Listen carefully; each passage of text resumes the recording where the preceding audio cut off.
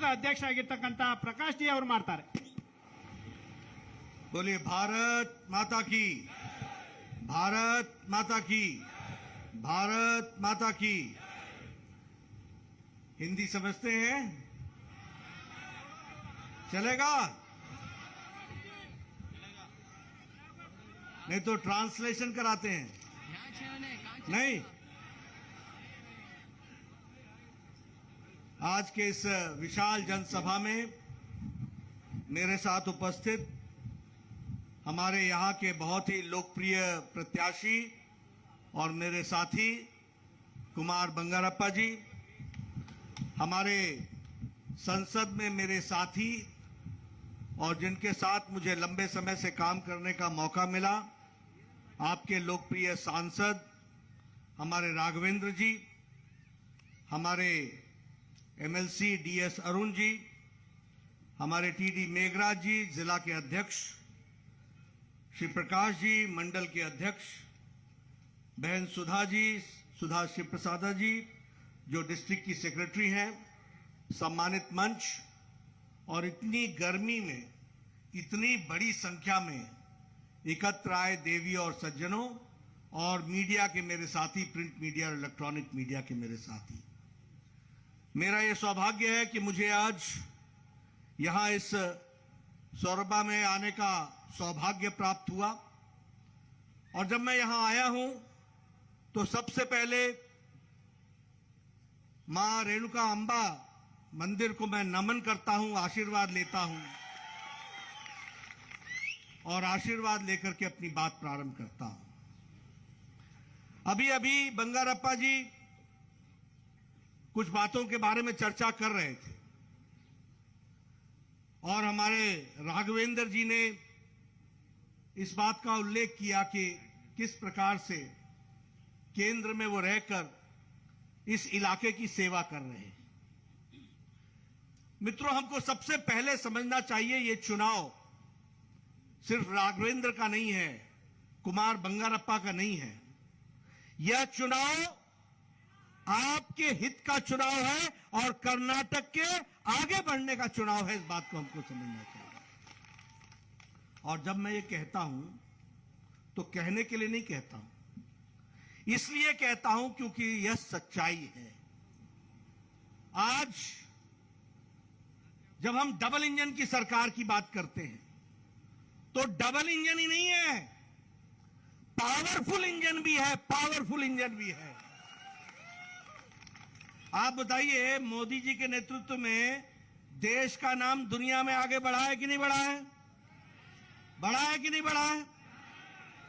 Corona में सारे देश के लोग सारी दुनिया में मुसीबत में पड़ गए कि नहीं पड़ गए? पड़े कि नहीं पड़े? अभी तक वैक्सीनेशन अमेरिका में 67% हुआ है.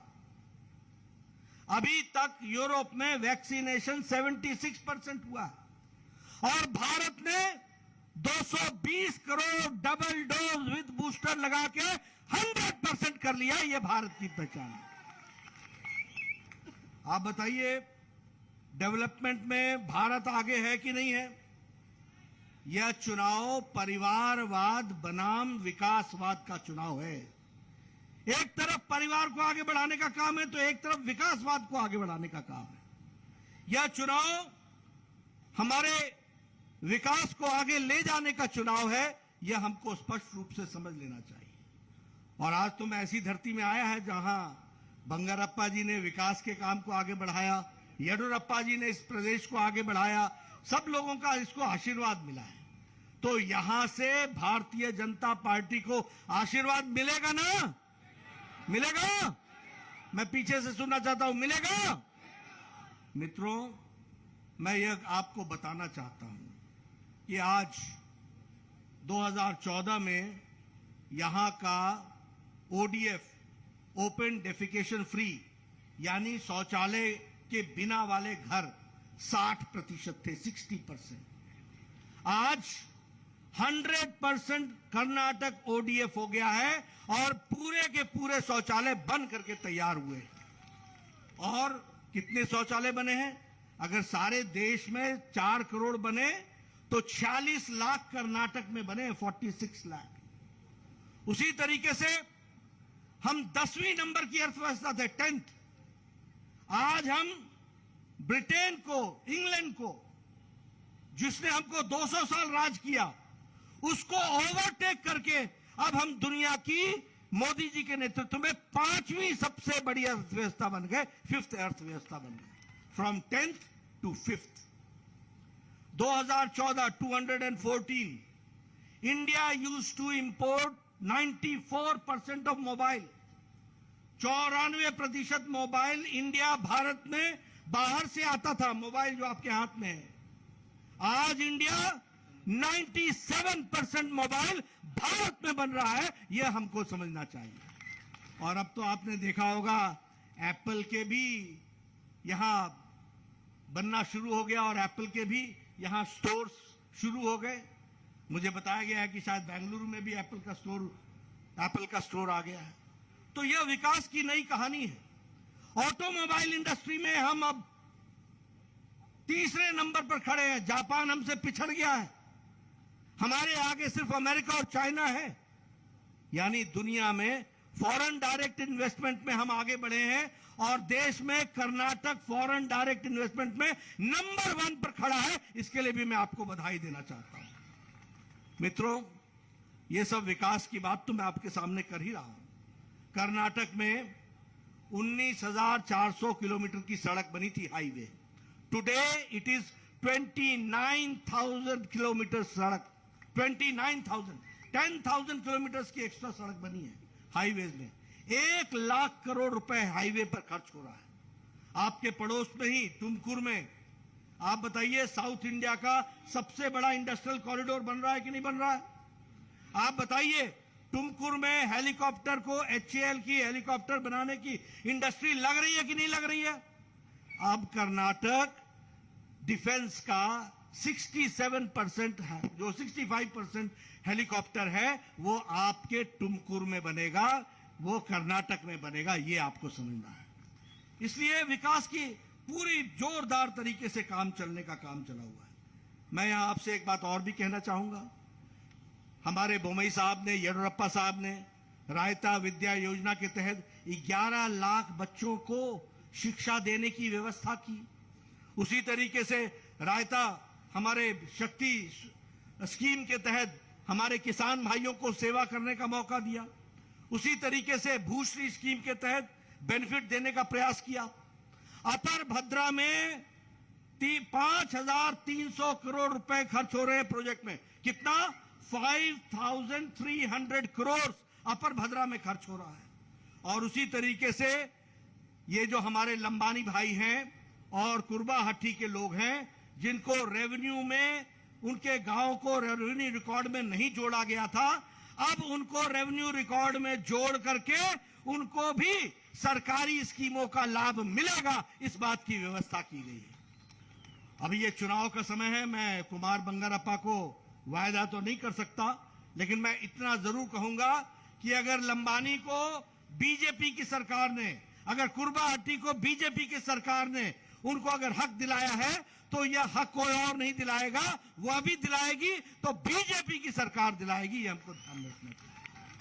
उसी तरीके से अगर हम बात करें डबल इंजन सरकार की, तो मैं डबल इंजन की सरकार इसलिए बोल रहा हूं कि यहां अगर वो लोग आकर बैठ जाएं तो आपके विकास पे ब्रेक लग जाएगा, ब्रेक। और कहने के लिए नहीं कह रहा हूं, आपको जान करके हंसी भी आएगी और आश्चर्य भी होगा। प्रधानमंत्री किसान सम्मान निधि में जब कुमार स्वामी और सिद्धारमैया की सरकार थी, तो हमने किसान सम्मान निधि में पैसे देने के लिए किसानों के नाम मांगे थे। आपको मालूम है, और मैं मीडिया वाले से कहूंगा, मेरी बात जरूर छापना। कुमार स्वामी ने किसान सम्मान निधि में 17 किसानों के नाम भेजे थे, 17। यह है होनहार कर्म इनका। और आज जब हम बोमई जी की सरकार है, जब येडियुरप्पा जी की सरकार रखी, तो प्रधानमंत्री किसान सम्मान निधि में कर्नाटक को 11 करोड़ में 54 लाख किसान आज कर्नाटक के हैं, ये हमको समझना है। बताइए ब्रेक किसने लगाया? ब्रेक किसने लगाया? कुमार स्वामी, सिद्धारमैया, ये लोग भाषण देते हैं, कोई जनता की सेवा करना इनका मकसद नहीं है। आज शिमोगा का एयरपोर्ट तैयार हो गया है। किसने रोका था शिमोगा का एयरपोर्ट? 2013-14 में किसने रोका था? यही सिद्धारमैया जी थे। ऐसे ही घूमते चले आते हैं टहलते हुए, कोई काम नहीं। आज शिमोगा का एयरपोर्ट जब हमारी सरकार आई, तेजी से काम हुआ और 4 साल में बंद करके वो आज प्रधानमंत्री जी ने उसको डेडिकेट कर दिया। ये भी आप समझिए। पिछले 5 सालों में 7 एयरपोर्ट बने हैं कर्नाटक में, 7 एयरपोर्ट्स। उसी तरीके से अगर हम देखें डबल इंजन की सरकार की दृष्टि से, तो आयुष्मान भारत को भी सिद्धारमैया की सरकार ने ब्रेक लगा दिया था। क्या कहा था? क्या जरूरत है? उसी तरीके से ये जो हमारा प्रधानमंत्री आवास योजना है, इसको भी रोका था। तो आप बताइए, ऐसे रोकने वाली सरकार चाहिए क्या? ऐसे रोकने वाली सरकार चाहिए क्या? ऐसे भ्रष्टाचारी लोगों की सरकार चाहिए क्या? अगर डबल इंजन की सरकार चाहिए तो बंगारप्पा को विधानसभा भेजना है, इस बात को तय कीजिए। उसी तरीके से अगर हम बात करें प्रधानमंत्री हमारे गरीब कल्याण अन्न योजना में 4 करोड़ कर्नाटक की जनता को अन्न मिल रहा है, 4 करोड़। उसी तरीके से आवास योजना की बात करें, आज 9 लाख लोगों को मकान बना करके दिए जा रहे हैं। आयुष्मान भारत में 62 लाख लोग हैं। और उसी तरीके से हर एक स्कीम में, और सामाजिक न्याय की दृष्टि से देखा जाए तो आप बताइए, एससी का 2% का रिजर्वेशन बढ़ाया कि नहीं बढ़ाया? बढ़ाया कि नहीं बढ़ाया? एसटी का रिजर्वेशन 4% बढ़ाया कि नहीं बढ़ाया? लिंगायत का 2% का रिजर्वेशन बढ़ाया कि नहीं बढ़ाया? वोकालिंगा का 2% का रिजर्वेशन बढ़ाया कि नहीं बढ़ाया? और अब सिद्धारमैया और शिव कुमार, डीके शिव कुमार बोलते हैं हम रिजर्वेशन लेकर के ये सांप्रदायिक ताकतों के हाथ में देंगे। यानी मतलब जो संप्रदाय के आधार पर वो देंगे, जो संविधान के आधार पर नहीं है, जो संविधान की दृष्टि से नहीं है, जो संविधान में लिखा हुआ है कि हम संप्रदाय के नाम पर रिजर्वेशन नहीं दे सकते। और दोगे किसका? लिंगायत का रिजर्वेशन लोगे, एससी का रिजर्वेशन लोगे, एसटी का रिजर्वेशन लोगे, कुर्बा का रिजर्वेशन लोगे, किसका लोगे? ये समाज को बांटने का काम करते हैं, ये राजनीति करते हैं। जो प्रावधान संविधान में नहीं है उस काम को करने का काम ये हमारे कांग्रेस के लोग करने की बात कहते हैं। और उसी तरीके से अगर मैं बात करूं, आजकल इनको लिंगायत प्रेम बहुत चढ़ा हुआ है, बड़ा लिंगायत प्रेम चढ़ा हुआ है, लिंगायत के पक्षधर बने हुए हैं। अरे निजलिंग गप्पा जी को बेइज्जती करके निकालने वाली पार्टी आज लिंगायत की बात करती है। जिन्होंने वीरेंद्र पाटिल को बेइज्जत करके निकाला था, वो आज लिंगायत की बात करती है। ये घड़ियाली आंसू बहाते हैं और कोई भी काम नहीं करते, ये भी हमको समझ लेना चाहिए। हमेशा कांग्रेस पार्टी ने हमेशा लिंगायत की अवहेलना भी की और उनको डिसरिस्पेक्ट देने का काम किया है, तो वो कांग्रेस पार्टी ने किया है, ये भी हमको ध्यान में रखना चाहिए।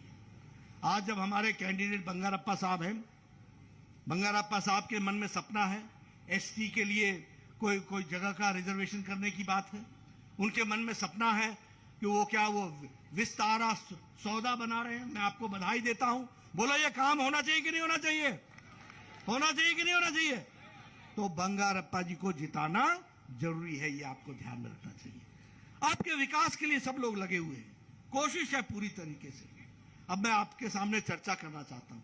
आजकल कांग्रेस पार्टी कह रही है कि हम आएंगे तो पीएफआई से बैन उठा लेंगे।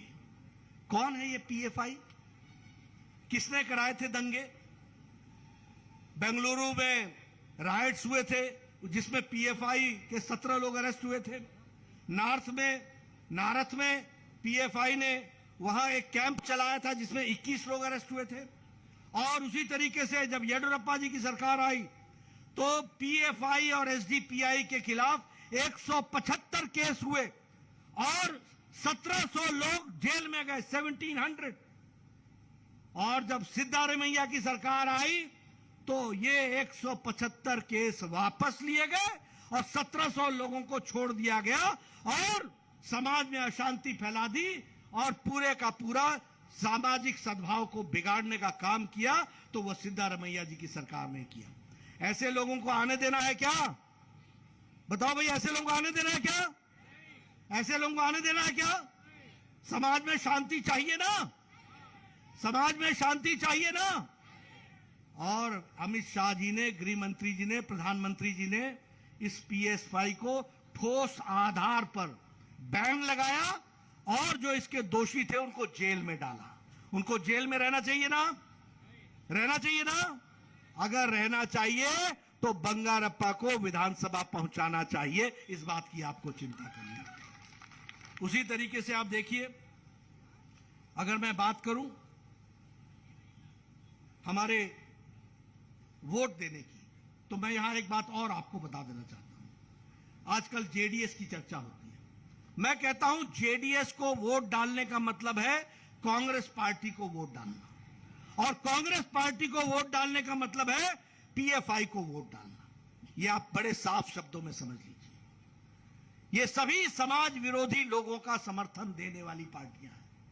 ये समाज में जो अराजकता फैलाते हैं उनको सपोर्ट करने वाली पार्टियां हैं। और इसीलिए इन लोगों को हमको ध्यान से रख करके अपना वोट, कीमती वोट देना चाहिए। ये मैं आपसे निवेदन करने हैं। एक बात मैं और कहना चाहता हूं। चर्चा भ्रष्टाचार की होती है। मैं आपके सामने पूछना चाहता हूं कि ये मालप्रभा का कैनाल स्कैम जो कि 2018 में हुआ था, जब सिद्धारमैया की सरकार थी, उसके बारे में कांग्रेस पार्टी को क्या कहना है? उसी तरीके से पुलिस रिक्रूटमेंट स्कैम जो 2018 में हुआ था, नहीं, मालप्रभा स्कैम हुआ था 2016 में, पुलिस रिक्रूटमेंट स्कैम हुआ था 2018 में, टीचर्स रिक्रूटमेंट स्कैम हुआ था 2014 में, और अर्कावती स्कैम, लैंड स्कैम हुआ था जिसमें 8000 किसानों की जमीन को हड़प लिया गया था। वो सिद्धारमैया के समय में हुआ था। मैं ये सारी बातें आपसे इसलिए पूछ रहा हूं। ये जो स्टील फ्लाईओवर स्कैम था जिसमें 65 करोड़ रुपए का किकबैक हुआ, वह किसके समय में हुआ? वह 2017 में सिद्धारमैया के टाइम में हुआ। उसी तरीके से कर्नाटक पावर कॉर्पोरेशन लिमिटेड का 447 करोड़ रुपए का स्कैम 2017 में हुआ। यह सिद्धारमैया के समय में हुआ। मैं मीडिया वालों को ये सारे स्कैम के नाम इसलिए गिना रहा हूं क्योंकि आप समझिए, ये किकबैक, ये कमीशन, ये कहने, ये जो लोग करते हैं उनके स्कैम के मैं नाम आपको बता रहा हूं। उसी तरीके से बृहत बेंगलुरु महानगर पालिका के बोरवेल और आरओ के स्कैम 2016 से 2017 में हुआ और उसमें भी सिद्धारमैया की सरकार थी। उसी तरीके से कर्नाटक में स्लम डेवलपमेंट बोर्ड, उसमें भी 250 करोड़ रुपए का स्कैम हुआ। यह भी सिद्धारमैया के टाइम पर 2018 में हुआ। आप बताइए, यह डीके शिव कुमार के ऊपर मनी लॉन्ड्रिंग का केस है कि नहीं है? आप बताइए, डीके शिव कुमार पर आय से ज्यादा आमदनी का केस है कि नहीं है? आप बताइए, सीबीआई कोर्ट ने इनको बेल पर छोड़ा है कि नहीं है? ये ऐसे लोग हैं जो कुछ लोग जेल में होते हैं, कुछ लोग बेल पर होते हैं।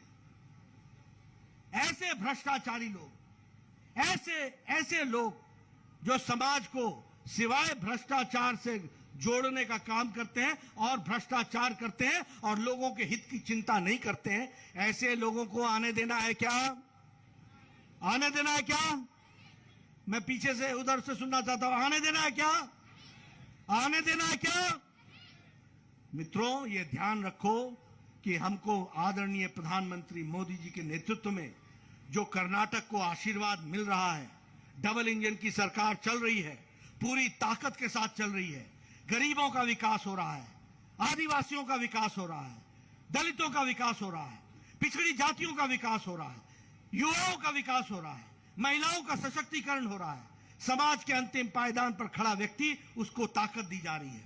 इस काम को आगे बढ़ाने का काम आप सबको करना है और भारतीय जनता पार्टी को आशीर्वाद देना है। मैं अंत में एक बात और कहूंगा। ये जो कल खरगे साहब ने जो बयान दिया, कितना मन में विष है, देखो कितना मन में विष है। मोदी जी के लिए क्या क्या नाम, क्या क्या शब्द का इस्तेमाल करते हैं। कभी सांप, कभी बिच्छू, मर जा मोदी, मर जा मोदी। और आप बोल रहे हैं, यहां जनता बोलती है मत जा मोदी, मत जा मोदी, मत जा मोदी।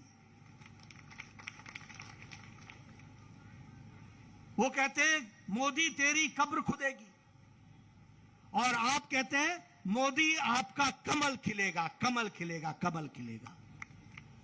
ये क्या, ये देखो मन में कितना विष है। और सबसे बड़ी बात समझ लीजिए कि ये शब्दावली राहुल गांधी और सोनिया गांधी के इशारे पर और निर्देश पर होता है। ये समझिए आप, ये अपने आकाओं को खुश करने के लिए।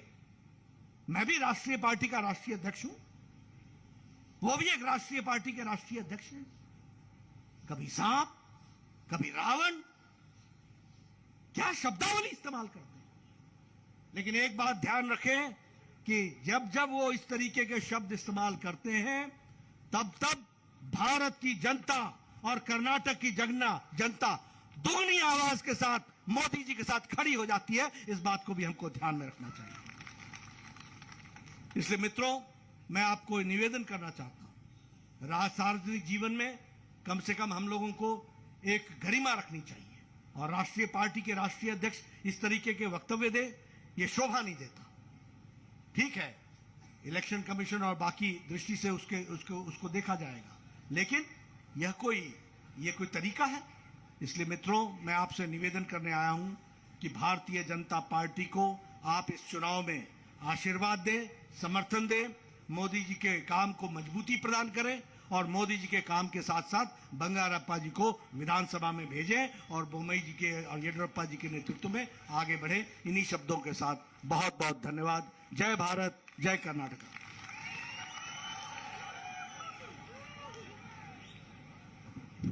भारत माता की, भारत माता की, भारत माता की। जिंदाबाद, जिंदाबाद, जिंदाबाद, जिंदाबाद। ವಂದೇ ವಂದೇ ರಾಷ್ಟ್ರೀಯ ಅಧ್ಯಕ್ಷರಾಗಿರ್ತಕ್ಕಂಥ ಜೆ ಪಿ ನಡ್ಡಾಜಿ ಅವರಿಗೆ, ರಾಷ್ಟ್ರೀಯ